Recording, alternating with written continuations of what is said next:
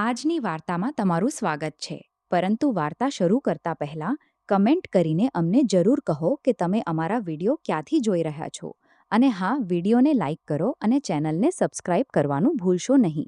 મારું નામ તન્વી છે અને મારા લગ્નને હજુ વધારે સમય થયો નહોતો. હું મારા સસુરાલમાં મારા પતિ રવિ, મારી સાસુ, મારા દેવર વિનોદ અને મારી નાની નણંદ રિદ્ધિ સાથે રહેતી હતી. શરૂઆતમાં મને લાગ્યું હતું કે લગ્ન પછી જિંદગી ખૂબ સુંદર થવાની છે, કારણ કે મારા સસુરાલવાળા પહેલી નજરે ખૂબ સારા લાગ્યા હતા અને રવિ પણ લગ્ન પહેલાં ખૂબ સમજદાર અને જવાબદાર વ્યક્તિ લાગતા હતા. તેથી મેં પણ આ સંબંધને પૂરા દિલથી અપનાવ્યો હતો. હું હંમેશા એ જ ઈચ્છતી હતી કે નોકરી અને પરિવાર બંનેને સારી રીતે સંભાળું, જેથી કોઈને પણ મારી વજહથી ક્યારેય ફરિયાદ ન થાય. હું એક મોટી મલ્ટીનેશનલ કંપનીમાં પ્રોડક્ટ મેનેજરના પદ પર કામ કરતી હતી. મારી નોકરી સરળ નહોતી, પરંતુ મને મારા કામથી ખૂબ પ્રેમ હતો. મારી જવાબદારી ફક્ત ઓફિસ જઈને બેસવાની નહોતી, બલકે એક આખા પ્રોજેક્ટને શરૂઆતથી તેના પૂરા થવા સુધી સંભાળવાની હતી. મને મારી ટીમ સાથે મળીને નવા પ્રોડક્ટની યોજના બનાવવી પડતી હતી, ગ્રાહકોની જરૂરિયાત સમજવી પડતી હતી, અલગ-અલગ ટીમો સાથે મીટિંગ કરવી પડતી હતી. Software engineer, designer, testing team અને માર્કેટિંગ ટીમ સાથે રોજ વાત કરવી પડતી હતી, જેથી દરેક કામ સમય પર પૂરું થાય. જો કોઈ પ્રોજેક્ટમાં કોઈ મુશ્કેલી આવે તો તેનો હલ કાઢવો પણ મારી જવાબદારી હતી. ઘણીવાર મને બીજા શહેરો અને બીજા દેશોના ક્લાયન્ટ સાથે ઓનલાઈન અને ઓફલાઈન મીટિંગ પણ કરવી પડતી હતી. મારી મહેનતની વજહથી કંપનીમાં મારી સારી ઓળખ બની ચૂકી હતી. મારા સિનિયર મારા પર વિશ્વાસ કરતા હતા અને મોટા પ્રોજેક્ટ મને જ આપવામાં આવતા હતા. મને દર મહિને સારી સેલરી મળતી હતી અને કંપની તરફથી બીજી સુવિધાઓ પણ મળતી હતી. તેથી હું હંમેશા કોશિશ કરતી હતી કે મારા કામમાં ક્યારેય કોઈ કમી ન આવવા દઉં. બીજી તરફ મારા પતિ રવિ પણ એક પ્રાઇવેટ કંપનીમાં ઓપરેશન્સ એક્ઝિક્યુટિવની નોકરી કરતા હતા. શરૂઆતમાં તેમની નોકરી પણ ખૂબ સારી ચાલી રહી હતી. તેઓ રોજ સમય પર ઓફિસ જતા હતા, પોતાના કામને પૂરી જવાબદારીથી કરતા હતા અને અમે બંને મળીને આપણા ભવિષ્ય માટે નાના સપના જોતા હતા. ક્યારેક આપણા ઘરની વાત કરતા હતા, ક્યારેક નવી કાર લેવાની અને ક્યારેક ઘૂમવા જવાની યોજના બનાવતા હતા. લગ્નના શરૂઆતના દિવસો ખૂબ સારા પસાર થઈ રહ્યા હતા. હું સવારે વહેલી ઉઠતી, સૌથી પહેલાં ઘરનું થોડું ઘણું કામ કરતી, પછી સૌના માટે નાસ્તો તૈયાર કરાવવામાં સાસુની મદદ કરતી. તે પછી વહેલી તૈયાર થઈને ઓફિસ ચાલી જતી. સાંજે પાછા આવ્યા પછી ફરીથી ઘરના કામમાં હાથ વટાવતી. મારી કોશિશ રહેતી હતી કે નોકરીની વજહથી ઘરવાળાઓને ક્યારેય એ અનુભવ ન થાય કે હું મારી જવાબદારીઓ નિભાવી રહી નથી. મારી સાસુ પણ શરૂઆતમાં મારા કામની તારીફ કરતી હતી અને સગા સંબંધીઓની સામે કહેતી હતી કે અમારી વહુ નોકરી પણ કરે છે અને ઘર પણ સંભાળે છે.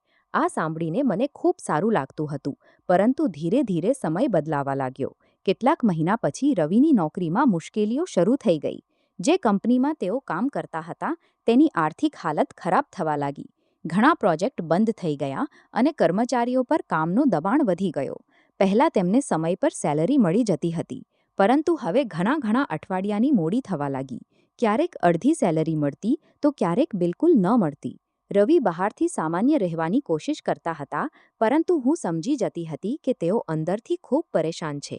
તેમણે ઘણી જગ્યાએ બીજી નોકરી માટે કોશિશ પણ કરી, પરંતુ તે સમયે તેમને કોઈ સારો મોકો ન મળ્યો. ધીરે ધીરે ઘરની મોટા ભાગની જવાબદારીઓ મારા ઉપર આવી ગઈ. વીજળીનું બિલ, પાણીનું બિલ, કિરાણાનો સામાન, દવાઓનો ખર્ચ, ઘરના નાના બધા ખર્ચ હું જ ઉઠાવવા લાગી. મને આનાથી કોઈ પરેશાની નહોતી, કારણ કે હું રવિને મારા જીવનસાથી માનતી હતી અને મને લાગતું હતું કે મુશ્કેલ સમયમાં એકબીજાનો સાથ આપવો જ અસલી સંબંધ હોય છે. તેથી મેં ક્યારેય તેમની પાસેથી કોઈ ફરિયાદ ન કરી, બલકે તે મને હંમેશા હિંમત આપતી રહી અને કહેતી કે ખરાબ સમય હંમેશા નથી રહેતો, બધું ઠીક થઈ જશે. પરંતુ કદાચ મારી આ જ વાત ધીરે ધીરે ઘરવાળાઓને ચૂંભવા લાગી. મારી સાસુ પહેલાં તો કંઈ કહેતી નહોતી, પરંતુ હવે તેમના વ્યવહારમાં થોડો બદલાવ આવવા લાગ્યો. જો હું ઓફિસથી ક્યારેક મોડી ઘર પહોંચતી તો તે તાણો મારી દેતી કે મોટી અફસર બની ગઈ છો, ઘરની કોઈ ચિંતા જ નથી રહેતી. ક્યારેક કહેતી કે નોકરી કરનારી સ્ત્રીઓ ઘર નથી સંભાળી શકતી. હું તે મની વાતો સાંભળીને પણ ચૂપ રહેતી, કારણ કે હું ઘરમાં કોઈ પ્રકારનો ઝઘડો નહોતી ઈચ્છતી. મારી નણંદ રિદ્ધિ પણ હવે પોતાની માતાની વાતોમાં આવીને મને તાણા આપવા લાગી હતી. તે કહેતી કે ભાભી, તમને તો ફક્ત ઓફિસની જ પડી રહે છે, ઘર તરફ તમારું ધ્યાન જ નથી રહેતું. જ્યારે સત્ય એ હતું કે હું સવારે સૌથી પહેલાં ઉઠતી હતી અને રાત્રે સૌથી છેલ્લે સૂતી હતી. હું મારી પૂરી કોશિશ કરતી હતી કે કોઈને ફરિયાદનો મોકો ન મળે. મારા દેવર વિનોદનું સ્વભાવ બાકીના લોકોથી અલગ હતું. તે હંમેશા મારું સન્માન કરતો હતો અને ઘણીવાર જ્યારે હું ઓફિસથી થાકીને આવતી હતી તો તે પોતે રસોડામાંથી પાણી લાવીને આપી દેતો હતો. જો માતા મને કંઈ કહેતી તો તે ધીમેથી બોલી દેતો કે ભાભી સવારથી કામ કરી રહી છે, તેમને થોડો આરામ પણ કરવા દો. પરંતુ તેની કોઈ વાત ન સાંભળતા હતા. રવિ પણ પહેલાં મારો સાથ આપતા હતા, પરંતુ નોકરીની પરેશાની અને સતત તણાવની વજહથી તેઓ પહેલાં જેવા ન રહ્યા હતા. હવે તેઓ વધારે ચૂપ રહેવા લાગ્યા હતા. ઘણીવાર કલાકો સુધી પોતાના રૂમમાં બેસી રહેતા અને કોઈની સાથે વાત પણ ન કરતા. હું તેમને સમજાવવાની કોશિશ કરતી, પરંતુ તેઓ ફક્ત એટલું કહેતા કે બધું ઠીક થઈ જશે. હું તેમની પરેશાની સમજી શકતી હતી, તેથી મેં ક્યારેય તેમના પર કોઈ વાતનો કોઈ દબાણ ન લાદ્યો. એક દિવસ હું ઓફિસથી પાછી આવી તો જોયું, ઘરમાં અજીબ જેવો માહોલ હતો. મારી સાસુ સોફા પર બેઠી હતી અને તેમના ચહેરા પર ગુસ્સો સ્પષ્ટ દેખાઈ રહ્યો હતો. જેમ જ હું અંદર પગલું મૂક્યું, તેમણે મારી તરફ જોયા વગર કહ્યું, આખરે આવી જ ગઈ મોટી મેડમ. મેં મુસ્કુરાઈને કહ્યું, માજી, આજે ઓફિસમાં એક જરૂરી મીટિંગ હતી, તેથી થોડી વાર મોડી થઈ ગઈ. તેમણે તરત કહ્યું, મીટિંગ ખતમ થઈ ગઈ હોય તો હવે ઘરની પણ મીટિંગ કરી લો. અહીં પણ ખૂબ કામ પડ્યું છે. હું કંઈ બોલ્યા વગર મારા રૂમમાં ગઈ, બેગ મૂક્યો અને કપડાં બદલીને સીધી રસોડામાં પહોંચી ગઈ. ત્યાં જઈને જોયું તો રાત્રેનું ખાણું હજુ સુધી ન બન્યું હતું. મેં તરત ખાણું બનાવવાનું શરૂ કર્યું. પરંતુ તે દિવસે પહેલીવાર મારા મનમાં આ પ્રશ્ન આવ્યો કે શું ફક્ત આજ માટે હું નોકરી કરું છું? મને દરેક વાત માટે ખોટી માનવામાં આવશે. શું મારી મહેનત કોઈને દેખાતી નથી? પરંતુ આગળના જ ક્ષણે મેં પોતાને સંભાળી લીધી, કારણ કે મને હજુ બિલકુલ પણ અંદાજો નહોતો કે આ તો મારી જિંદગીની મુશ્કેલીઓની ફક્ત શરૂઆત હતી. આગળ આવનારા દિવસોમાં મારી સાથે એવું થવાનું હતું જેની મેં ક્યારેય કલ્પના પણ ન કરી હતી. અને હવે અમારી જિંદગીનો આ જ નિયમ બની ગયો હતો કે જેમ જ દર મહિને મારી સેલેરી આવતી, હું સૌથી પહેલાં મારા ખર્ચનો હિસાબ બનાવતી, પછી કોઈ બરહસ વગર 500 રૂપિયા મારી સાસુના હાથમાં મૂકી દેતી અને બાકી 50 રૂપિયા મારા બેંક એકાઉન્ટમાં જમા કરી દેતી હતી. હું આમ તેથી કરતી હતી કારણ કે મારું એક સપનું હતું કે આવનારા સમયમાં હું મારી મહેનતની કમાઈથી મારું એક ફ્લેટ ખરીદું. હું હંમેશાથી ઈચ્છતી હતી કે જિંદગીમાં ભલે કંઈ પણ થાય, ઓછામાં ઓછા મારી પાસે મારી મહેનતથી ખરીદેલું એક ઘર જરૂર હોય. તેથી હું દર મહિને થોડા પૈસા બચાવી રહી હતી. મને લાગતું હતું કે જો આજથી બચત કરીશ તો કેટલાક વર્ષ પછી કોઈના પર બોજ બન્યા વગર મારું સપનું પૂરું કરી શકીશ. મારી સેલેરીથી ઘરનો ખર્ચ આરામથી ચાલી શકતો હતો, કારણ કે તે સમયે ઘરમાં અમે વધારે લોકો પણ નહોતા. મારી નણંદ રિદ્ધિ હજુ કોલેજમાં ભણી રહી હતી. તેની ફીસ અને ભણતરનો ખર્ચ હતો, પરંતુ તેના ઉપરાંત કોઈ ખૂબ મોટો ખર્ચ નહોતો. મારી સાસુની દવાઓનો ખર્ચ પણ હતો, કારણ કે તેમની તબિયત વારંવાર ખરાબ રહેતી હતી. તેથી મેં ક્યારેય એ ન વિચાર્યું કે હું વધારે પૈસા આપી રહી છું. મને લાગતું હતું કે પરિવાર છે તો જવાબદારી પણ મારી છે. મારા પતિ રવિની નોકરી પહેલાં જેવી ન ચાલી રહી હતી. તેથી હું ઈચ્છતી હતી કે તેમને પૈસાની ચિંતા બિલકુલ ન કરવી પડે અને તેઓ આરામથી કોઈ નવી નોકરી શોધી શકે અથવા પોતાના કામ પર ધ્યાન આપી શકે. મારા દેવર વિનોદની વાત અલગ હતી. તે કોઈ નોકરી ન કરતો હતો, પરંતુ દર કેટલાક મહિના પછી કોઈ નવો બિઝનેસ કરવાનું સપનું લઈને બેસી જતો હતો. ક્યારેક કહેતો ઓનલાઈન સામાન વેચીશ, ક્યારેક કહેતો કપડાનું કામ શરૂ કરીશ, ક્યારેક કોઈ મિત્ર સાથે પાર્ટનરશિપ કરવાની વાત કરતો. પરંતુ તે યોજનાઓમાં પોતાનો એક પણ રૂપિયો નહોતો લગાવતો. દર વખતે પૈસા કાં તો માતા પાસેથી માંગતો અથવા પોતાના મોટા ભાઈ રવિ પાસેથી. ઘણીવાર તો મારી સાસુ પોતે રવિને કહી દેતી કે બેટા, વિનોદને થોડા પૈસા આપી દો, આ વખતે તેનું કામ જરૂર ચાલી જશે. પરંતુ દર વખતે કેટલાક મહિના પછી જ બધા પૈસા ડૂબી જતા અને પછી કોઈ નવો આઈડિયા સામે આવી જતો.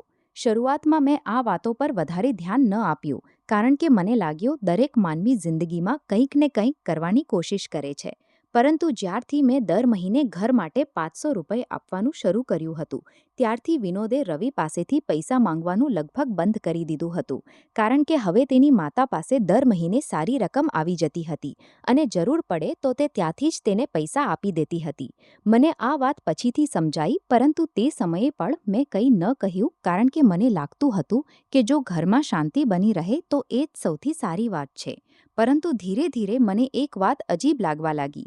દર મહિને હું નક્કી સમયે પૂરા 500 રૂપિયા સાસુના હાથમાં મૂકી દેતી હતી. તે પછી પણ મહિનો પૂરો થતાં પહેલાં જ તે મારી પાસે આવીને કહેતી, બેટા, થોડા વધુ પૈસા આપી દો. ઘરમાં સામાન ખતમ થઈ ગયો, ખર્ચો ખૂબ વધી ગયો છે. પહેલીવાર તો મેં કંઈ પૂછ્યા વગર તેમને પૈસા આપી દીધા, કારણ કે મને લાગ્યું સાચે જ જરૂર હશે. પરંતુ આ દર મહિને થવા લાગ્યું. એક દિવસ તેમણે ફરીથી મને કહ્યું, બેટા, 3000 વધુ આપી દો, રાશન ખતમ થઈ ગયું. મેં પ્રેમથી કહ્યું, માજી, મેં હમણાં તો કેટલાક દિવસ પહેલાં જ તમને પૂરા 500 રૂપિયા આપ્યા હતા. તે પૈસા એટલા જલ્દી કેવી રીતે ખતમ થઈ ગયા? તેમણે તરત કહ્યું, અરે બેટા, તમને શું ખબર ઘર ચલાવવામાં કેટલો ખર્ચ થાય છે. મારી દવાઓ આવે છે, ડૉક્ટર પાસે જવું પડે છે, પછી રિદ્ધિની કોલેજ ફીસ પણ જાય છે, ક્યારેક વીજળીનું બિલ આવી જાય છે, ક્યારેક કોઈ બીજો ખર્ચ નીકળી આવે છે. પૈસા ખબર જ નથી પડતી ક્યારે ખતમ થઈ જાય છે. તેમની વાત સાંભળીને મેં તે દિવસે પણ તેમને કેટલાક પૈસા આપી દીધા, પરંતુ મારા મનમાં હળવો સવાલ જરૂર આવ્યો, કારણ કે હું પોતે પણ હિસાબ કિતાબ સમજતી હતી અને મને અંદાજો હતો કે એટલા લોકોના ઘરનો ખર્ચ 500 રૂપિયામાં આરામથી ચાલી શકે છે. આગળના મહિને ફરીથી એ જ થયું. મેં સેલરી મળતા જ 500 રૂપિયા તેમને આપ્યા અને બાકીના પૈસા મારા એકાઉન્ટમાં જમા કરી દીધા. પરંતુ મહિનાના વચ્ચે જ તે ફરીથી મારા રૂમમાં આવી ગઈ અને બોલી, બેટા, આ વખતે 10,000 રૂપિયા વધુ આપી દો. કેટલાક જરૂરી ખર્ચ આવી ગયા છે. મેં તેમને ધીમેથી પૂછ્યું, માજી, જો તમને ખરાબ ન લાગે તો શું તમે મને કહી શકો છો કે એટલા પૈસા ક્યાં ખર્ચ થઈ રહ્યા છે? કદાચ હું પણ હિસાબ સમજી લઉં તો આગળથી પહેલાંથી વધુ પૈસા આપી દેતી રહીશ. મારી વાત સાંભળતા જ તેમના ચહેરાનો રંગ બદલાઈ ગયો. તે મને થોડું નારાજ થઈને કહ્યું, શું હવે મારે દરેક ખર્ચનો હિસાબ તમને આપવો પડશે? હું એટલા વર્ષોથી ઘર ચલાવી રહી છું. મને ખબર છે કેટલા પૈસા લાગે છે. તમે હજુ નવી નવી આવી છો. તમને શું ખબર ઘર ચલાવવામાં કેટલી મુશ્કેલીઓ થાય છે? હું તરત ચૂપ થઈ ગઈ, કારણ કે હું તેમનું દિલ દુખાવવા નહોતી ઈચ્છતી. મેં કંઈ કહ્યા વગર ફરીથી તે મને પૈસા આપી દીધા. પરંતુ તે દિવસે પહેલીવાર મારા મનમાં આ વાત બેસી ગઈ કે ક્યાંક ને ક્યાંક કંઈક એવું જરૂર છે જે મને નથી કહેવામાં આવી રહ્યું. હું કોઈના પર શક ન કરવા માંગતી હતી, પરંતુ વારંવાર વગર કારણે પૈસા માંગવું મને સમજાતું નહોતું. તેમ છતાં મેં મારા સપનાને ન છોડ્યું. હું દર મહિને જેમ તેમ કેટલાક પૈસા મારા બેંક એકાઉન્ટમાં જમા કરતી રહી, કારણ કે મને ખબર હતી કે જો મેં બચત બંધ કરી દીધી તો મારું ફ્લેટ ખરીદવાનું સપનું કદાચ ક્યારેય પૂરું ન થઈ શકે. મને બિલકુલ પણ અંદાજો નહોતો કે આવનારા સમયમાં પૈસા સાથે જોડાયેલી આ જ બાબત મારી જિંદગીનું સૌથી મોટું સત્ય મારી સામે લાવનારી હતી. અને પછી ધીરે ધીરે કરીને સમય પસાર થવા લાગ્યો અને અમારી જિંદગી આ જ રીતે ચાલતી રહી. હું દર મહિને મારી સેલરીનો હિસાબ બનાવતી, ઘરનો ખર્ચ કાઢતી, મારી સાસુને પૈસા આપતી અને બાકીની રકમ મારા બેંક એકાઉન્ટમાં જમા કરી દેતી હતી. ઘણીવાર વચ્ચેના મહિનામાં પણ મને તેમને અલગથી પૈસા આપવા પડતા હતા. પરંતુ તે પછી પણ મેં મારી બચત ક્યારેય બંધ ન કરી, કારણ કે હું મારા તે નાના સપનાને કોઈ પણ હાલતમાં છોડવા નહોતી ઈચ્છતી. હું હંમેશા વિચારતી હતી કે જિંદગીમાં માનવી પાસે ભલે કેટલી પણ મુશ્કેલીઓ કેમ ન હોય, જો તેની પાસે પોતાનું એક ઘર હોય તો તેને એક અલગ જ સુકૂન મળે છે. મારી પાસે નોકરી શરૂ કરવાના સમયથી જ કેટલીક સારી બચત હતી અને લગ્ન પછી પણ હું સતત પૈસા જોડતી રહી હતી. ધીરે ધીરે મારા એકાઉન્ટમાં એટલી રકમ જમા થઈ ગઈ કે મને લાગ્યું હવે મારું સપનું પૂરું કરવાનો સમય આવી ગયો. મેં રજા લઈને ઘણા દિવસો સુધી અલગ અલગ જગ્યાએ ફ્લેટ જોયા. કોઈ ખૂબ મોંઘું હતું તો કોઈ મને ગમ્યું નહીં. આખરે ખૂબ શોધખોળ કર્યા પછી મને એક નાનું પરંતુ ખૂબ જ સારું ફ્લેટ ગમી ગયું. તેની કિંમત લગભગ 20 લાખ હતી. તે 2 BHKનું ફ્લેટ હતું. તેમાં 2 ઓરડા, એક હોલ, એક કિચન, 2 બાથરૂમ અને એક નાની બાલ્કની હતી. બાલ્કનીમાંથી સવારની ધૂપ ખૂબ સારી આવતી હતી અને સામે થોડી ખુલ્લી જગ્યા પણ હતી, જ્યાં સાંજના સમયે ઠંડી હવા ચાલતી હતી. ફ્લેટ ખૂબ મોટું તો નહોતું, પરંતુ મારા માટે એ જ કોઈ સપનાથી ઓછું નહોતું. મેં પહેલીવાર જ્યારે તેની ચાવી મારા હાથમાં લીધી તો મારી આંખોમાં ખુશીના આંસુ આવી ગયા, કારણ કે આ ઘર કોઈની આપેલી વસ્તુ નહોતી, બલકે મારી પોતાની મહેનતની કમાઈથી ખરીદેલું હતું. તે દિવસે મને મારી મહેનત પર ખૂબ ગર્વ અનુભવાયો. તે વિસ્તાર અમારા ઘરથી થોડો દૂર હતો. હજુ ત્યાં વધારે લોકો નહોતા રહેતા. આસપાસ ઘણા ખાલી પ્લોટ હતા. કેટલીક જગ્યાએ નવી સડકો બની રહી હતી અને ઘણી નવી સોસાયટીઓનું નિર્માણ પણ ચાલી રહ્યું હતું. પ્રોપર્ટી ડીલરે મને કહ્યું હતું કે આવનારા કેટલાક વર્ષોમાં અહીં ખૂબ ઝડપથી વિકાસ થશે અને આ વિસ્તારની કિંમત પણ ઘણી ગણી વધી જશે. મેં પણ વિચાર્યું કે રહેવા માટે તો આ જગ્યા સારી છે, સાથે જ ભવિષ્ય માટે પણ એક સારું રોકાણ રહેશે. તેથી મેં વધારે વાર કર્યા વગર તે ફ્લેટ ખરીદી લીધું. ફ્લેટની રજિસ્ટ્રી પૂરી થયા પછી હું સૌથી પહેલાં ત્યાં એકલી ગઈ. મેં બારણું ખોલ્યું અને ધીરે ધીરે આખા ઘરમાં ફરી. દરેક ઓરડાને જોઈને મારા ચહેરા પર મુસ્કાન આવી ગઈ. હું વિચારી રહી હતી કે એક દિવસ હું મારા આ ઘરને મારા મન મુજબ સજાવીશ. દિવાલો પર મારી પસંદના રંગ કરાવીશ, નાની બાલ્કનીમાં છોડ લગાવીશ અને જ્યારે ક્યારે જિંદગીમાં ખૂબ થાકી જઈશ તો અહીં જ બેસીને સુકૂનથી ચા પીવા જઈશ. તે ખાલી ફ્લેટમાં તે દિવસે કંઈ પણ નહોતું, પરંતુ તેમ છતાં મને એવું લાગી રહ્યું હતું કે જાણે ત્યાં મારી બધી મહેનત અને મારા બધા સપના મારી સાથે ઊભા હોય. તે ખુશીને હું કોઈની સાથે વહેંચવા નહોતી ઈચ્છતી. મારા માયકામાં હવે મારું કોઈ નહોતું બચ્યું. ફક્ત મારા એક મોટા ભાઈ હતા, જેમણે હંમેશા મને દીકરીની જેમ નહીં, બલકે પોતાના બાળકની જેમ સંભાળ્યો હતો. મા-પપ્પાના જતા રહ્યા પછી તેમણે ક્યારેય મને એકલી અનુભવવા જ ન દીધી. લગ્ન પછી પણ તે હંમેશા મારું હાલચાલ પૂછતા રહેતા હતા. જો 2-3 દિવસ મારી વાત ન થાય તો પોતે ફોન કરી લેતા હતા અને પૂછતા હતા કે બધું ઠીક છે ને, તન્વી, તમને કોઈ વસ્તુની જરૂર તો નથી મારા માટે. તે ફક્ત મોટા ભાઈ નહોતા, બલકે પિતા જેવી જવાબદારી નિભાવનારા માનવી હતા. તેથી સૌથી પહેલાં મેં તેમને જ ફોન કર્યો. જેમ જ તેમણે ફોન ઉપાડ્યો, મેં મુસ્કુરાતા કહ્યું, ભૈયા, આજે તમારા માટે ખુશખબરી છે. તેમણે હસતા પૂછ્યું, શું વાત છે? અવાજથી તો લાગે છે આજે ખૂબ ખુશ છો. મેં કહ્યું, ભૈયા, મેં મારી મહેનતની કમાઈથી મારું પહેલું ફ્લેટ ખરીદી લીધું છે. કેટલાક ક્ષણો માટે તે બિલકુલ ચૂપ થઈ ગયા. પછી તેમનો અવાજ ભરાઈ ગયો. તેમણે કહ્યું, સાચી જ તન્વી, મને તમારા પર ખૂબ ગર્વ છે. તમે હંમેશા મારી મહેનત પર ભરોસો કર્યો અને આજે તેનું ફળ પણ મળી ગયું. ઉપરવાળો તમને હંમેશા ખુશ રાખે. તેમણે મને ઢગલાબંધ વધાઈ આપી અને કહ્યું કે હું જલ્દી જ આવીને તમારું નવું ફ્લેટ જોઈશ. અમારી ખૂબ વાર સુધી વાતો થતી રહી. તેમણે વારંવાર એ જ કહ્યું કે આજે જો મા-પપ્પા હોત તો તમને જોઈને કેટલા ખુશ થાત. તેમની આ વાત સાંભળીને મારી આંખો ભીની થઈ ગઈ, પરંતુ દિલમાં એક સુકૂન પણ હતો કે ઓછામાં ઓછા મારા ભાઈ મારી દરેક ખુશીમાં આજે પણ એ જ રીતે સામેલ થાય છે જેમ પહેલાં થતા હતા. હું પણ તેમને દર અઠવાડિયે ઓછામાં ઓછું એકવાર જરૂર ફોન કરતી હતી અને તે પણ મને ક્યારેય એકલી અનુભવવા ન દેતા હતા.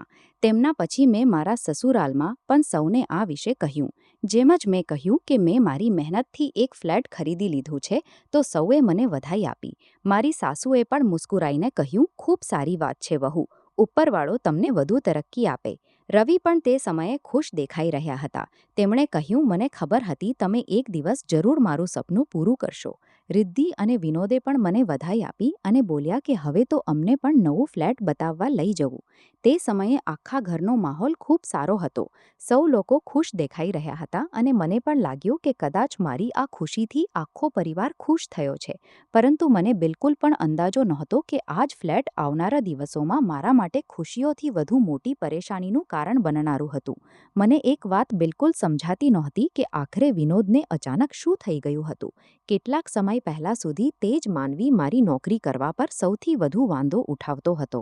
હંમેશા તાણા આપતો હતો કે વહુએ ઘર સંભાળવું જોઈએ, બહાર જઈને નોકરી કરવાની શું જરૂર છે. અને જ્યારે પણ હું ઓફિસ માટે નીકળતી તો તેના ચહેરા પર સ્પષ્ટ નારાજગી દેખાતી હતી.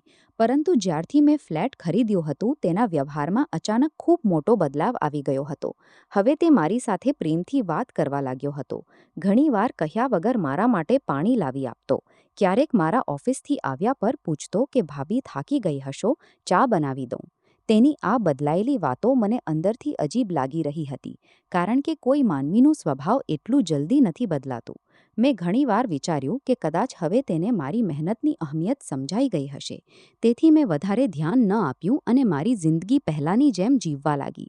પરંતુ મને બિલકુલ પણ અંદાજો નહોતો કે તેના આ બદલાયેલા વ્યવહાર પાછળ એક ખૂબ મોટું કારણ છુપાયેલું છે અને મને તેનું સત્ય ખૂબ જલ્દી ખબર પડનારું હતું.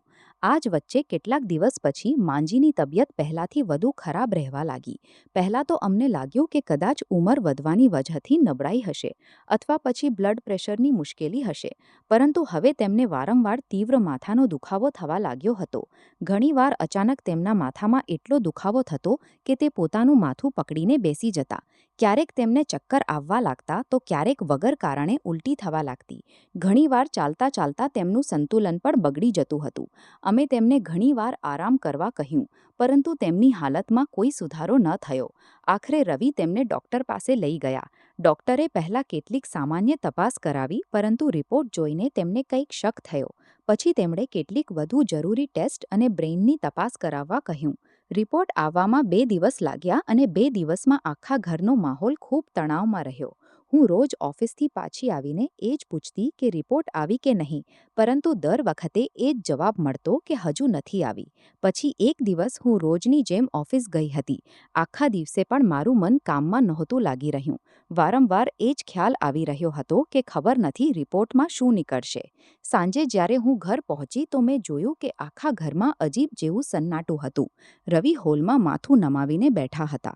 વિનોદ પણ બિલકુલ ચૂપ હતા અને રિદ્ધિની આંખો લાલ હતી, જાણે તે ખૂબ વારથી રડી રહી હોય. મેં ગભરાઈને પૂછ્યું, શું થયું? સૌ એટલા પરેશાન કેમ છે? માં જી ક્યાં છે? કોઈએ પણ તરત જવાબ ન આપ્યો. પછી મેં ફરીથી પૂછ્યું તો રવિએ ધીમેથી મારી તરફ જોયું અને ખૂબ ભારે અવાજમાં કહ્યું, આજે ડૉક્ટર પાસે ગયા હતા. બધી રિપોર્ટ્સ આવી ગઈ છે. ડૉક્ટરે કહ્યું છે કે માંજીના દિમાગમાં બ્રેઇનની ગાંઠ છે અને બીમારી હવે ગંભીર થઈ ચૂકી છે. ડૉક્ટરનું કહેવું છે કે જેટલું જલ્દી થઈ શકે ઓપરેશન કરાવવું પડશે. ત્યારે જ તેમના ઠીક થવાની આશા છે. આ સાંભળતા જ મારા પગ તળે જમીન ખસી ગઈ.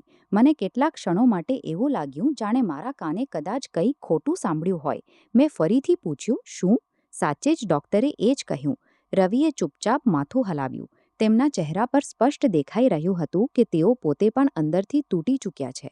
હું કંઈ કહ્યા વગર તરત માંજીના રૂમમાં ચાલી ગઈ. તે પથારી પર સૂતી હતી. તેમના ચહેરા પર નબળાઈ સ્પષ્ટ દેખાઈ રહી હતી. મને જોતાં જ તેમણે હળવી મુસ્કાન કરવાની કોશિશ કરી, પરંતુ તે મનની આંખોમાં ડર સ્પષ્ટ નજરે પડી રહ્યો હતો. હું તેમની પાસે જઈને બેસી ગઈ. મેં તેમનો હાથ મારા હાથમાં લીધો અને મુસ્કુરાતા કહ્યું, માજી, તમે બિલકુલ પણ ચિંતા ન કરો. આજકાલ મેડિકલ સાયન્સ ખૂબ આગળ વધી ચૂકી છે. કેટલાય લોકો એવા ઓપરેશન કરાવીને બિલકુલ ઠીક થઈ જાય છે. ડૉક્ટરે જો ઓપરેશન કરવા કહ્યું છે તો અમે જરૂર કરાવીશું. તમે ફક્ત હિંમત ન હારો. અમે સૌ તમારી સાથે છીએ અને તમને કંઈ ન થવા દઈશું. મારી વાત સાંભળીને તેમની આંખોમાં આંસુ ભરાઈ આવ્યા. તેમણે મારો હાથ કસીને પકડી લીધો, જાણે તેમને તે સમયે કોઈ પોતાના સહારાની જરૂર હોય, પરંતુ તે કંઈ બોલી ન શક્યા. તે મનની આંખોમાંથી સતત આંસુ વહી રહ્યા હતા. મેં તેમના આંસુ લૂછ્યા અને કહ્યું, તમે બિલકુલ ન રડો. બધું ઠીક થશે. ઉપરવાળા પર ભરોસો રાખો. અમે તમારું સૌથી સારું ઈલાજ કરાવીશું. ભલે તેના માટે અમને કંઈ પણ કરવું પડે.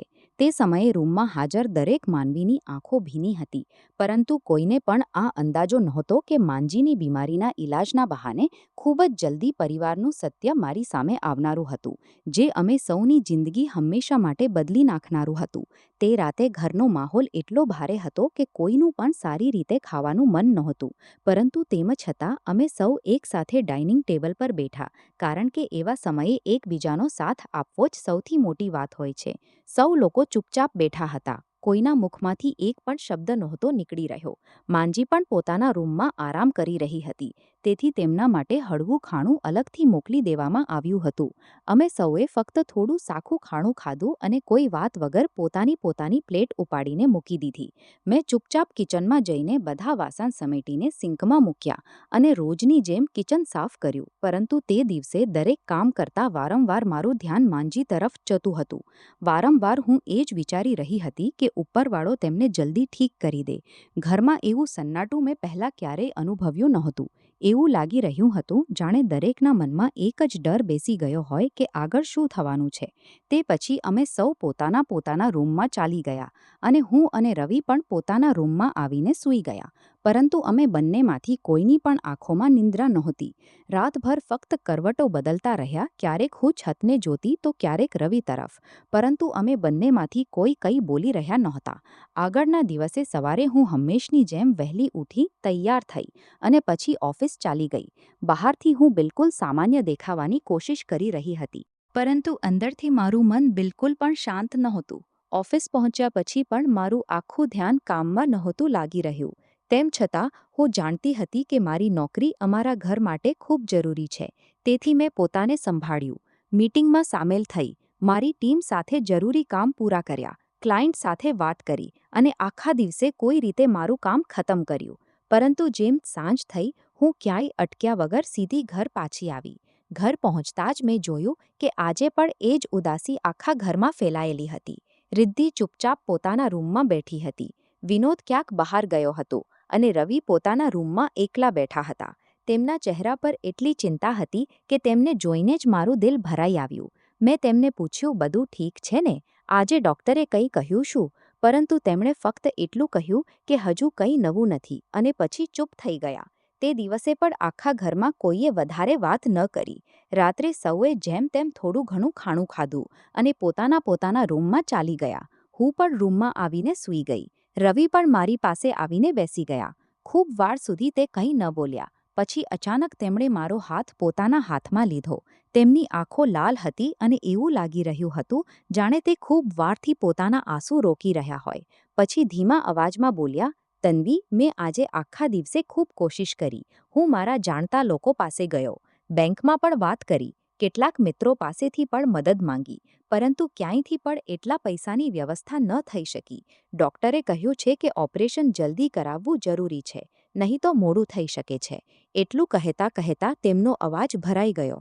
પછી તે મારી સામે ઘૂંટણીએ બેસી ગયા અને મારો હાથ પકડીને બોલ્યા, હું જાણું છું કે આ સમયે ફક્ત તમે જ અમારી મદદ કરી શકો છો. તમે જ છો જે માને બચાવી શકો છો. હું તમારી સાથે હાથ જોડીને કહું છું, જો થઈ શકે તો અમારી મદદ કરી દો. મને તે સમયે સમજાયું જ નહીં કે હું શું કહું. મેં તેમને તરત ઊભા કર્યા અને કહ્યું, તમે આ શું કરી રહ્યા છો? તમે મારા પતિ છો. આ રીતે મારી સામે ન બેસો. પહેલાં તમે શાંત થઈ જાઓ, પછી આરામથી કહો આખરે કેટલા પૈસાની જરૂર છે. તેમણે આંખોમાં આંસુ લઈને મારી તરફ જોયું અને બોલ્યા, જેટલી બચત હતી બધી ખતમ થઈ ચૂકી છે. હવે મારી પાસે કોઈ રસ્તો નથી બચ્યો. હું કોઈ પણ કિંમતે મારી માને ખોવા નથી માંગતો. તેમની હાલત દર દિવસે બગડતી જાય છે. જો સમય પર ઓપરેશન ન થયું તો ખબર નથી શું થશે. તેમની બેપસી જોઈને મારું દિલ તૂટી ગયું. હું જાણતી હતી કે મારી પાસે કેટલીક બચત જરૂર હતી, પરંતુ એટલી નહોતી કે આખું ઈલાજ થઈ શકે. ત્યારે અચાનક મારી નજર મારા ફ્લેટની ચાવીઓ પર ગઈ, જે અલમારીની ઉપર મૂકેલી હતી. કેટલાક ક્ષણો માટે હું બિલકુલ ચૂપ થઈ ગઈ. મારા મનમાં એક સાથે હજારો વાતો ચાલવા લાગી. તે ફ્લેટ મારા ઘણા વર્ષોની મહેનતનું સપનું હતું. મારી દર મહિનાની બચત, મારી દરેક નાની મોટી કુરબાની એ જ ઘરમાં લાગેલી હતી. પરંતુ બીજી તરફ માંજીની જિંદગી હતી. જો મેં તે સમયે મારા સપનાને બચાવવાની કોશિશ કરી અને તેમની જાન પર બનાવી તો કદાચ હું પોતાને જિંદગીભર ક્યારેય માફ ન કરી શકું. મેં કેટલીક વાર આંખો બંધ કરીને વિચાર્યું અને પછી ઊંડો શ્વાસ લઈને રવિને કહ્યું કે તમે બિલકુલ ચિંતા ન કરો. કાલે સવારથી જ હું મારા ફ્લેટને વેચવાની પ્રક્રિયા શરૂ કરી દઈશ. જો મારા સપનાને વેચીને કોઈની જાન બચી શકે તો મને તે વાતનું બિલકુલ પણ દુઃખ નહીં થાય. આ સમયે મારા માટે ફ્લેટથી વધુ જરૂરી માંજીની જિંદગી છે. મારી વાત સાંભળતા જ રવિની આંખોમાંથી આંસુ નીકળી પડ્યા. તેમણે મારો હાથ કસીને પકડી લીધો અને ફક્ત એટલું કહ્યું, તન્વી, હું જિંદગીભર તમારું આ ઉપકાર ક્યારેય નહીં ભૂલું. પરંતુ મને બિલકુલ પણ અંદાજો નહોતો કે જે ફ્લેટને વેચવાનો નિર્ણય હું માંજીની જાન બચાવવા માટે કરી રહી હતી, તે જ નિર્ણય પાછળ છુપાયેલું સત્ય મારી આખી જિંદગી બદલી નાખનારું હતું. માંજીના ઈલાજ માટે ખૂબ મોટી રકમની જરૂર હતી અને ડૉક્ટર વારંવાર એ જ કહી રહ્યા હતા કે ઓપરેશનમાં વધુ મોડું કરવું ઠીક નહીં રહેશે. તેથી મેં સમય ગુમાવ્યા વગર નિર્ણય કરી લીધો કે મારું ફ્લેટ વેચી દઈશ. મારા માટે તે સમયે મારા સપનાઓથી વધુ જરૂરી માંજીની જાન હતી. મેં તે જ દિવસે એક ભરોસાપાત્ર પ્રોપર્ટી બ્રોકર સાથે સંપર્ક કર્યો અને તેને સ્પષ્ટ કહી દીધું કે મારે મારું ફ્લેટ જેટલું જલ્દી થઈ શકે વેચવું છે, કારણ કે મને પૈસાની તરત જરૂર છે. તે મારી સાથે ફ્લેટ જોવા ગયો. તેણે આખું ફ્લેટ જોયું અને બોલ્યો, મેડમ, જો તમે થોડો સમય રાહ જુઓ તો તમને તેની ખૂબ સારી કિંમત મળી જશે. હાલ આ વિસ્તારની પ્રોપર્ટીની કિંમત સતત વધી રહી છે. કેટલાક મહિના પછી તમને આનાથી ક્યાંય વધુ પૈસા મળી શકે છે. મેં તેની વાત ધ્યાનથી સાંભળી, પરંતુ મારી પાસે રાહ જોવાનો સમય જ નહોતો.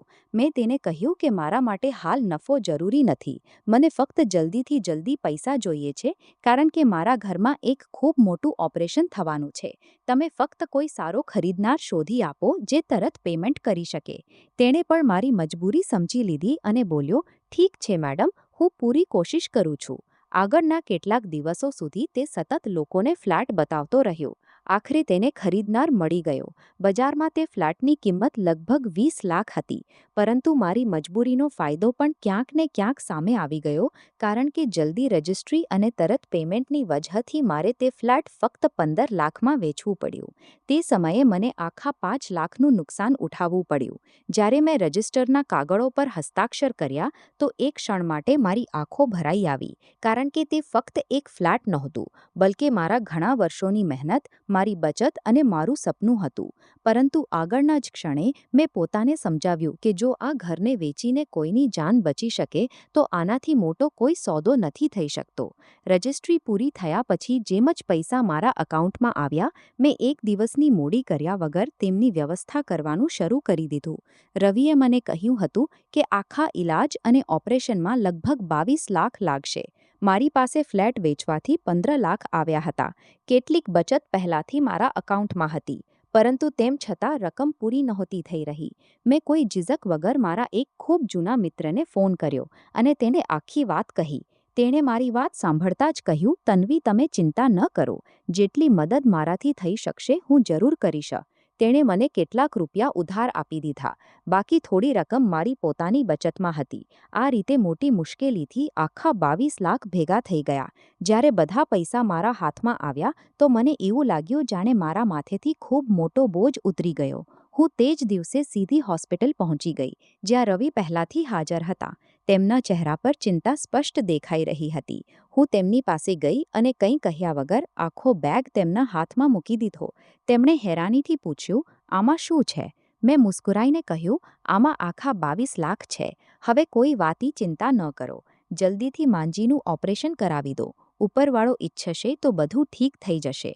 તેમણે જેમ જ બેગ ખોલીને જોયું, તેમની આંખ ભરાઈ આવી. તે કેટલાક ક્ષણો સુધી મને જોતા રહ્યા, જાણે તેમને વિશ્વાસ જ નહોતો થઈ રહ્યો કે મેં એટલો મોટો નિર્ણય સાચે જ લઈ લીધો. તેમણે મારો હાથ પકડી લીધો અને ભરાયેલા અવાજમાં બોલ્યા, તન્વી, તમે અમારા માટે એટલું બધું કરી દીધું, હું જિંદગીભર તમારું આ ઉપકાર નહીં ભૂલી શકું. તમે સાચે જ ખૂબ સારા છો. ઉપરવાળો દરેકને તમારા જેવી વહુ આપે. હું ફક્ત હળવું મુસ્કુરાઈ અને કહ્યું, આ ઉપકાર નથી, આ મારો પણ પરિવાર છે. માજી ફક્ત તમારી માં નથી, મારી પણ માં છે. જો તેમના માટે મારે મારા બધા સપના પણ છોડવા પડે તો મને કોઈ દુઃખ નહીં થાય. અમારી વાતો સાંભળીને પાસે ઊભેલી રિદ્ધિની આંખોમાં પણ આંસુ આવી ગયા. તેણે પણ મારા ગળે લાગીને કહ્યું, ભાભી, તમે જે કર્યું છે તે કદાચ કોઈ બીજું ન કરી શકે. તે જ દિવસે ડોક્ટરોએ જરૂરી કાગળો પૂરા કરાવ્યા અને માજીને હોસ્પિટલમાં દાખલ કરી લેવામાં આવી. તેમના ઘણા ટેસ્ટ થયા, લોહીની તપાસ થઈ, દિલની તપાસ થઈ અને ઓપરેશનની બધી તૈયારીઓ શરૂ કરી દેવામાં આવી. ડોક્ટરોએ અમને કહ્યું કે ઓપરેશન સરળ નહીં રહેશે, પરંતુ જો બધું ઠીક રહ્યું તો તેમના ઠીક થવાની આશા સારી છે. અમે સૌ હોસ્પિટલની બહાર બેસીને ઉપરવાળા પાસેથી તેમની સલામતીની દુઆ કરી રહ્યા હતા. તે સમયે અમે સૌને એ જ લાગી રહ્યું હતું કે હવે સૌથી મોટી મુશ્કેલી ખતમ થવાની છે, પરંતુ અમને બિલકુલ પણ અંદાજો નહોતો કે જે ત્યાગ પર આખો પરિવાર મારી તારીફ કરી રહ્યો હતો, તે જ ત્યાગ પાછળ છુપાયેલું એવું સત્ય ખૂબ જલ્દી સામે આવનારું હતું, જે અમે સૌના સંબંધોની નીંવ સુધી હલાવી નાખનારું હતું. તે દિવસે અમે સૌ હોસ્પિટલની બહાર ઘણા કલાકો સુધી બેચેનીથી બેઠા રહ્યા. ઓપરેશન થિયેટરની લાલ બત્તી સતત ઝળહળી રહી હતી અને દરેક પસાર થતા મિનિટ સાથે અમારી બેચેની વધતી જતી હતી.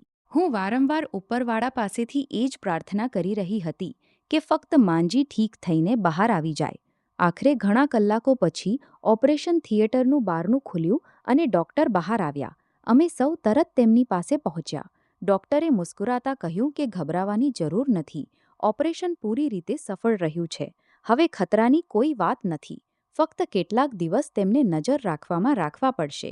તે પછી તેમને ઘર લઈ જઈ શકાશે. ડોક્ટરની આ વાત સાંભળતા જ અમે સૌના ચહેરા પર ખુશી પાછી આવી. રવિએ સહેલાઈની શ્વાસ લીધી. રિદ્ધિ અને વિનોદ પણ ખુશ દેખાઈ રહ્યા હતા.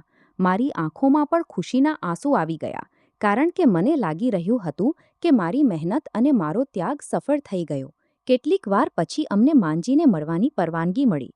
તે હજુ પૂરી રીતે હોશમાં નહોતી, પરંતુ તેમણે ધીમેથી આંખો ખોલી અને મને જોઈને હળવી મુસ્કાન કરી.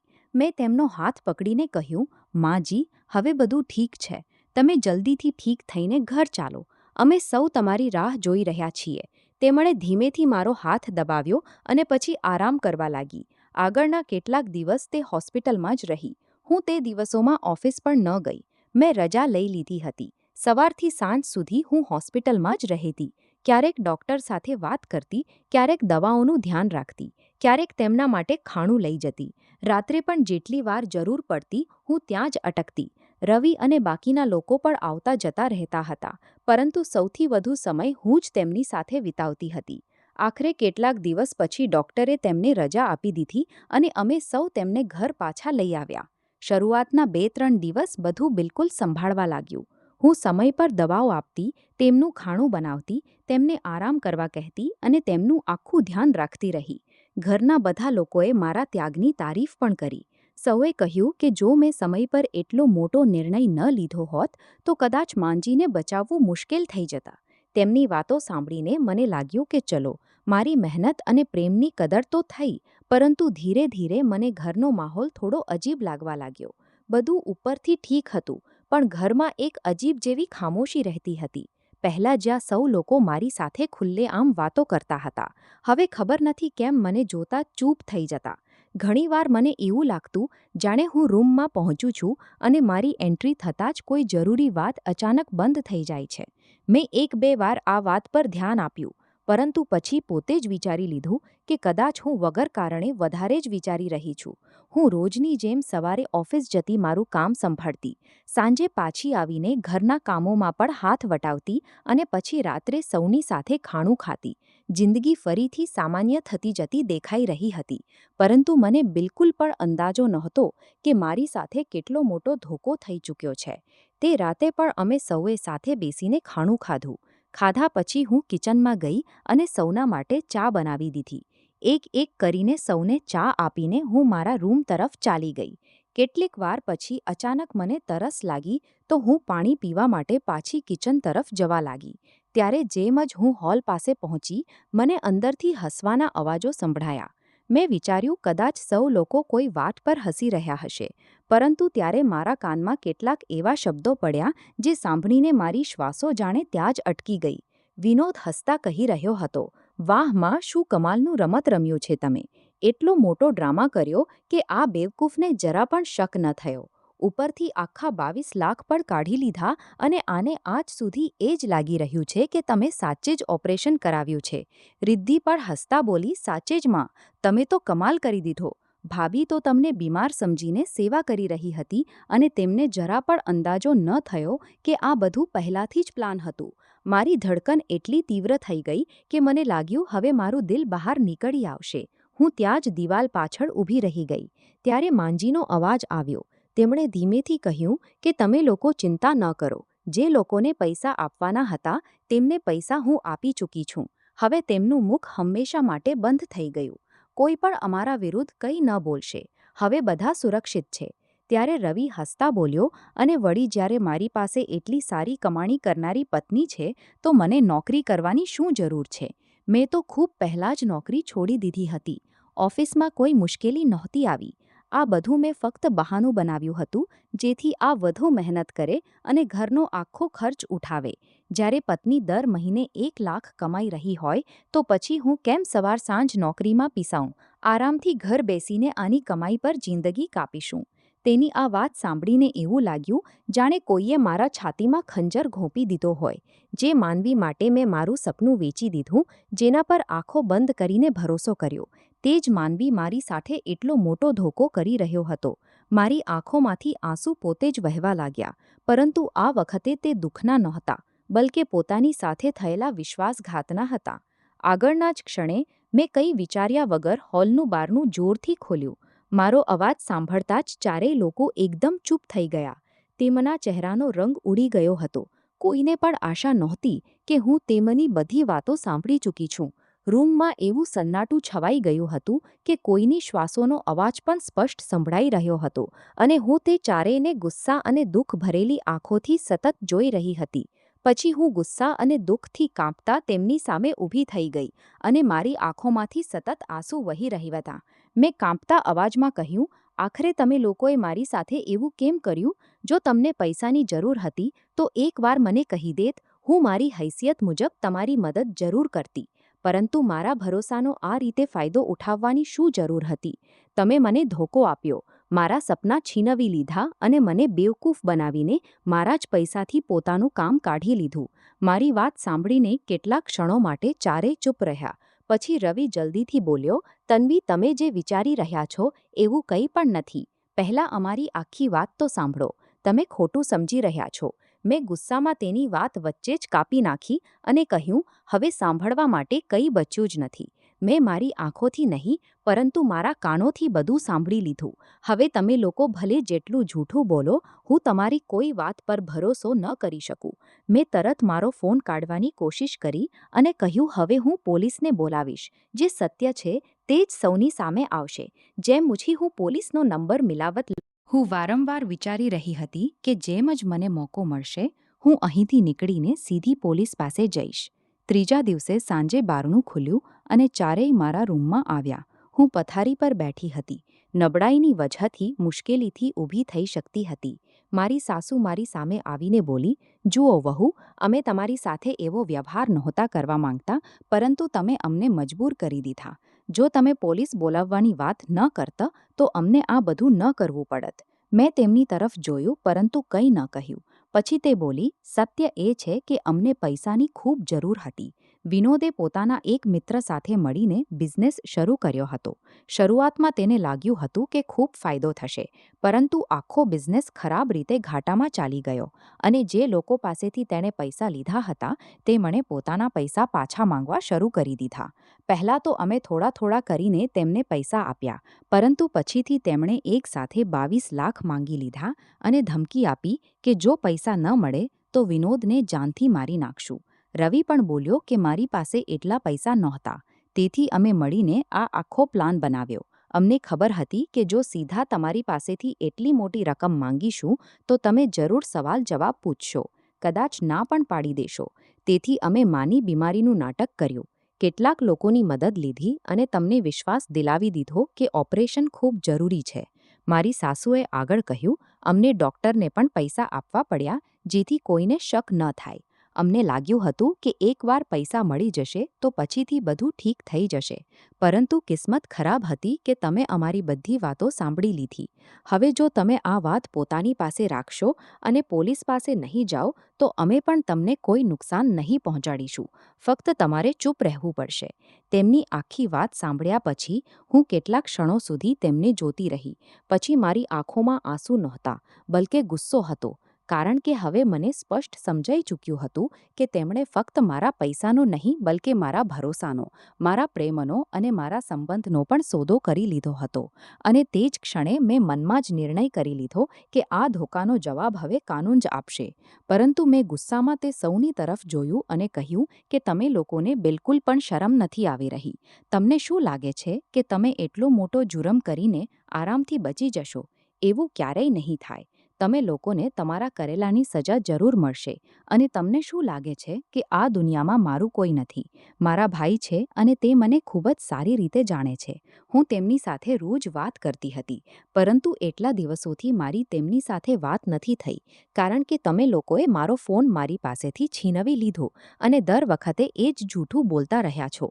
હું જાણું છું કે તે જરૂર પરેશાન થશે અને મને શોધતા શોધતા એક દિવસ અહીં જરૂર આવશે. તે દિવસે તમે લોકોનું સત્ય સૌની સામે આવી જશે. મારી વાત સાંભળીને રવિની માં ગુસ્સામાં મારી પાસે આવી અને બોલી, ખૂબ ભરોસો છે ને પોતાના ભાઈ પર તો કરી લો રા. હવે કોઈ નહીં આવે તને બચાવવા, કારણ કે અમે બધી વ્યવસ્થા કરી રાખી છે. રવિ પણ હસવા લાગ્યો અને બોલ્યો, જ્યાં સુધી કોઈ અહીં પહોંચશે ત્યાં સુધી ખૂબ મોડું થઈ ચૂક્યું હશે. હું તેમની વાતો સાંભળીને પણ બિલકુલ ન ડરી, કારણ કે મને મારા ભાઈ પર પૂરો ભરોસો હતો. મને ખબર હતી કે તે ક્યારેય હાર નહીં માને અને મને જરૂર શોધી કાઢશે. પછી એવા જ 2 દિવસ વધુ વીતી ગયા. હું તે જ રૂમમાં બંધ રહી. ક્યારેક કોઈ મને થોડું સાખું ખાણું આપી જતું, તો ક્યારેક ઘણા કલાકો કોઈ બારણું પણ ન ખોલતું હતું. મારું શરીર નબળું થતું જતું હતું, પરંતુ હિંમત હજુ પણ બાકી હતી. ત્રીજા દિવસે અચાનક મને બહાર કોઈની તીવ્ર અવાજ સંભળાઈ. પહેલાં તો મને લાગ્યું કદાચ મારો વહેમ છે, પરંતુ જ્યારે મેં ધ્યાનથી સાંભળ્યું તો મારી આંખોમાં ખુશીના આંસુ આવી ગયા. તે અવાજ કોઈ બીજાની નહોતી, બલકે મારા ભાઈની હતી.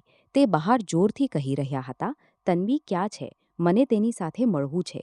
છેલ્લા ઘણા દિવસોથી તેની મારી સાથે વાત નથી થઈ. જ્યારે પણ હું ફોન કરું છું, રવિ જ ફોન ઉપાડે છે અને દર વખતે કોઈ નવું બહાનું બનાવી દે છે. ક્યારેક કહે છે તે ઓફિસમાં છે, ક્યારેક કહે છે કિચનમાં કામ કરી રહી છે, ક્યારેક કહે છે કે તબિયત ઠીક નથી. આજે હું પોતે તેને મળવા આવ્યો છું. તેને બોલાવો." ત્યારે રવિ બહાર આવ્યો અને બોલ્યો, "અરે ભૈયા, તમે વ્યર્થમાં પરેશાન થઈ રહ્યા છો. તન્વી તો ઓફિસ ગઈ છે. આજે તેની ખૂબ જરૂરી મીટિંગ છે. તે મોડી રાત સુધી જ આવી શકશે.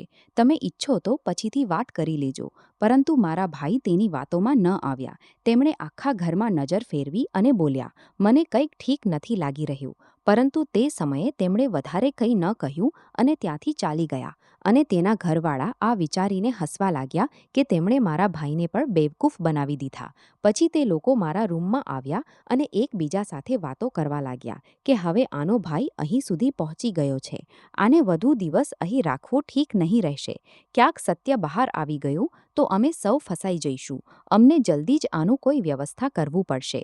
હું તેમની વાતો સાંભળીને વધુ ડરી ગઈ. પરંતુ તે જ સમયે અચાનક બહાર જોરથી બારણું ખુલવાનો અવાજ આવ્યો અને આગળના જ ક્ષણે ઘણા લોકોના પગલાઓનો અવાજ સંભળાયો. પછી કોઈએ જોરથી કહ્યું, "કોઈ પોતાની જગ્યાએથી ન હલે. પોલીસ આખા ઘરની તપાસ લેશે." આ સાંભળતા જ તે સૌના ચહેરાનો રંગ ઉડી ગયો. આગળના જ ક્ષણે પોલીસવાળા આખા ઘરમાં ફેલાઈ ગયા અને દરેક રૂમની તપાસ લેવા લાગ્યા. મારા ભાઈ પણ તેમની સાથે હતા.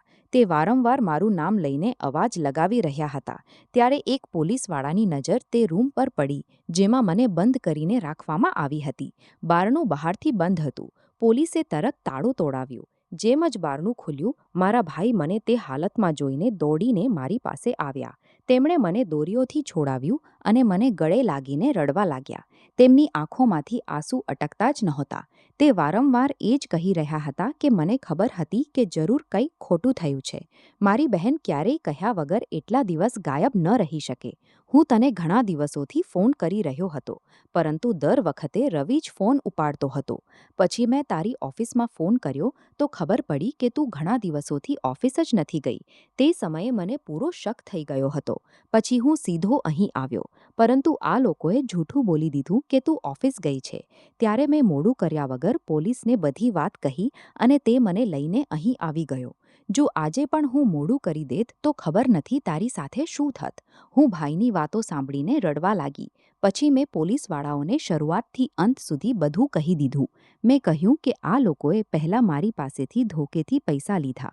પછી જ્યારે મને આની સાજિશનું ખબર પડી ગયું અને મેં પોલીસ પાસે જવાની વાત કહી, તો આ લોકોએ મને આ જ રૂમમાં બંધ કરી દીધું. મારો ફોન છીનવી લીધો અને બધું જૂઠું બોલતા રહ્યા કે હું ઓફિસમાં છું. પોલીસે મારી આખી વાત સાંભળી. પછી રવિ, તેની માં, તેની બહેન અને બાકીના લોકો પાસેથી પૂછપરછ કરી, પરંતુ કોઈ પણ સાચો જવાબ ન આપી શક્યા. પોલીસે તે જ સમયે તે સૌને ગિરફ્તાર કરી લીધા. મારા ભાઈએ ઇન્સ્પેક્ટરને કહ્યું કે મારી બહેનની સાથે ખૂબ મોટો અપરાધ થયો છે. આ લોકોએ આને આની મરજી વિરુદ્ધ ઘણા દિવસો સુધી બંધ કરીને રાખ્યું. આ સૌની વિરુદ્ધ સખ્ત કાર્યવાહી થવી જોઈએ. પોલીસ તે સૌને હથકડી લગાવીને પોતાની સાથે લઈ ગઈ અને હું મારા ભાઈની સાથે મારા માયકા પાછી આવી ગઈ. ત્યાં પહોંચતા જ માં અને ભાભી મને જોઈને રડી પડ્યા. તેમણે મને ગળે લગાવી લીધું અને ખૂબ વાર સુધી મારા માથા પર હાથ ફેરવતા રહ્યા, જાણે તેમને વિશ્વાસ જ નહોતો થઈ રહ્યો કે હું તેમની સામે ઊભી છું. આગળના કેટલાક દિવસો સુધી મારું ઈલાજ ચાલ્યું. હું ધીરે ધીરે પહેલાંથી ઠીક થવા લાગી. આ પછી ભાઈએ એક સારા વકીલ સાથે વાત કરી અને મારા તલાકનો કેસ પણ દાખલ કરી દીધો. કોર્ટમાં બધા પુરાવા રજૂ કરવામાં આવ્યા. પોલીસની તપાસ રિપોર્ટ પણ અમારા પક્ષમાં હતી. તેથી વધારે સમય ન લાગ્યો અને આખરે મારો રવિ સાથે તલાક થઈ ગયો. બીજી તરફ પોલીસની તપાસ પૂરી થયા પછી કોર્ટે રવિ અને તેના પરિવારને દોષી માન્યા, કારણ કે તે મળીને મારી સાથે ધોકાધડી કરી હતી, મને બંધક બનાવીને રાખ્યું હતું અને મને ડરાવવા ધમકાવવાની કોશિશ કરી હતી. અદાલતે સૌને તેમના અપરાધ મુજબ સજા સંભળાવી અને તેમને જેલ મોકલી દીધા. જ્યારે કોર્ટનો ફેસલો આવ્યો તો મને લાગ્યું કે આખરે મને ઇન્સાફ મળી ગયો. તે હાદસાએ મને અંદરથી પૂરી રીતે તોડી નાખ્યો હતો. તેથી ઘણા મહિના સુધી હું ઓફિસ પણ ન જઈ શકી. પરંતુ મારા ભાઈ અને ભાભીએ દરેક પગલા પર મારો સાથ આપ્યો. મારી ભાભીએ ક્યારેય મને પોતાની નણંદ ન સમજી, બલકે હંમેશા પોતાની નાની બહેનની જેમ મારું ખ્યાલ રાખ્યો. તેમણે મને ફરીથી હિંમત આપી. ધીરે ધીરે મેં પોતાને સંભાળ્યું અને ફરીથી મારી નોકરી શરૂ કરી દીધી. આજે હું મારા ભાઈ ભાભી અને મારા પરિવાર સાથે ખુશ છું. જિંદગી પહેલાં જેવી તો ક્યારેય ન થઈ શકે, પરંતુ મેં જીવવું ફરીથી શીખી લીધું. હું આજે પણ ઉપરવાળાનો શુક્રિયો અદા કરું છું કે સાચા સમયે મારા ભાઈને શક થયો અને તેમણે હાર ન માની, કારણ કે જો તે દિવસે તે પોલીસ લઈને ન આવત તો કદાચ હું ક્યારેય તે નરકમાંથી બહાર ન નીકળી શકતી. અને આજે જ્યારે હું પાછળ ફરીને જોઉં છું તો એ જ વિચારું છું કે ભલે કેટલી પણ મોટી મુશ્કેલીઓ કેમ ન આવી જાય, જો માનવી હિંમત ન હારે અને સત્યનો સાથ આપે તો એક દિવસ તેને ઇન્સાફ જરૂર મળે છે.